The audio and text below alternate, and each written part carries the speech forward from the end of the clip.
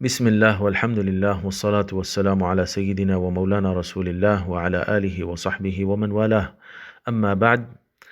فضیلت والے اعمال کے متعلق جو ضعیف احادیث آتی ہیں، کیا ان کو چھوڑ دینا زیادہ بہتر نہیں ہے؟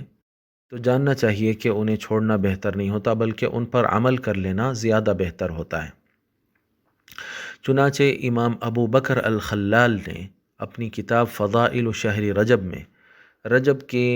متعلق مختلف احادیث فضائل کی ذکر کرنے کے بعد اس روایت کو بھی نقل کرتے ہیں کہ حضرت جابر بن عبداللہ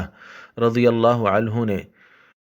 کہ اللہ کے رسول صلی اللہ علیہ وآلہ وسلم نے ارشاد فرمایا، من بلغہ عن اللہ شیء فیہ فضیلہ، کہ جس شخص کو اللہ رب العزت کی طرف سے کوئی ایسی چیز پہنچے جس کے اندر فضیلت ہو، فأخذ به ایمانا باللہ، تو اللہ پر ایمان رکھتے ہوئے وہ اس چیز کو قبول کر لے، ورجاء ثوابہ، اور اللہ کے ثواب کی امید رکھتے ہوئے، تو اللہ رب العزت اعطاہ اللہ ذلک وان لم یکن کذلک، کہ اللہ رب العزت اس پر اس کو وہ اجر و ثواب اور وہ فضیلت عطا فرما دیتا ہے، اگرچہ کہ اس عمل کے اندر اس طرح کی نہ کوئی فضیلت ہو حقیقت میں اللہ تعالیٰ کے پاس، اور نہ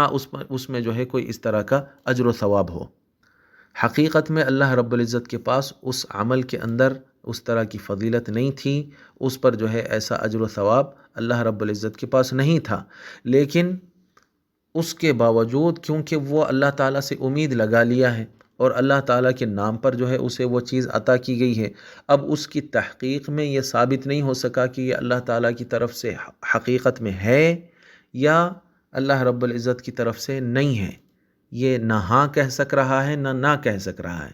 نہ اس کا اقرار کر سک رہا ہے نہ اس کا انکار کر سک رہا ہے، جیسا کہ حدیث ضعیف کا معاملہ ہے۔ آپ اس کو بالکل حضور صلی اللہ علیہ وسلم کی الفاظ نہیں ہے بھی نہیں کہہ سکتے ہیں، نہ بالکل 100% آپ کہہ سکتے ہیں کہ یہ سرکار کے الفاظ ہیں، تو نہ ہاں کہہ سک رہے ہیں نہ کہہ سک رہے ہیں۔ تو ایسی صورت میں آپ کیا کر رہے ہیں، کیونکہ اس کے اندر ایک ایسی فضیلت ذکر کی گئی ہے جو اللہ اس کے رسول کی طرف سے مجھے پہنچی ہے، یعنی ان کے نام پر مجھے پہنچائی گئی ہے، ان کی طرف سے مجھے پہنچائی گئی ہے، لہذا میں اس پر ایمان رکھتے ہوئے اور اس پر ثواب کی امید رکھتے ہوئے اس کو قبول کر لیتا ہوں اور اس پر عمل کر لیتا ہوں۔ تو ایسی صورت میں اللہ رب العزت اگرچہ کہ بالفرض اس کے اندر اس طرح کی فضیلت نہ بھی ہو، اس طرح کا ثواب نہ بھی ہو، تو تب بھی اللہ تعالیٰ وہ بندے کی امید لگانے کی وجہ سے اس کو وہ فضیلت اور وہ اجر و ثواب عطا فرما دیتا ہے۔ اس لیے